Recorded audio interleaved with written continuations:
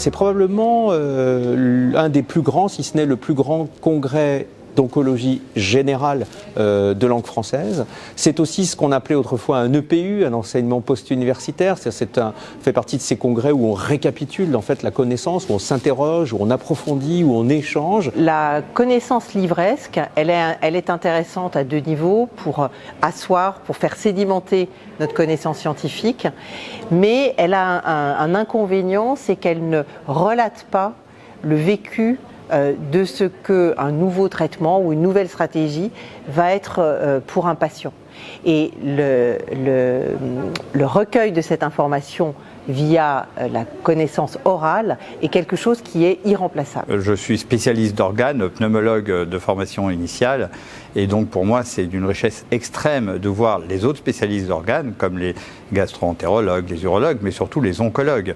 Et ça nous permet effectivement de faire ce qu'on appelle en anglais du benchmarking, c'est-à-dire des comparaisons, de se dire tiens, pourquoi ça marche dans le côlon, pourquoi ça ne marcherait pas dans le poumon, et ainsi de suite. Cette communication entre les différents acteurs, à tous les niveaux, que ce soit scientifique, médical ou même associatif, les associations de parents, savoir évaluer les besoins, soulever des problèmes et puis s'apercevoir que d'autres personnes, d'autres intervenants ont des solutions à proposer pour pouvoir créer du lien encore.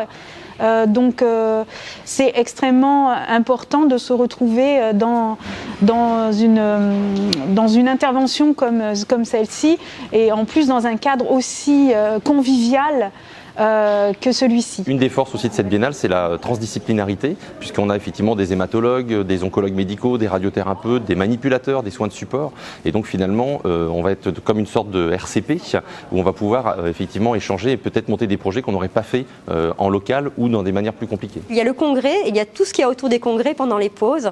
On rencontre nos partenaires de l'industrie, on rencontre nos partenaires collègues pour pouvoir monter des essais.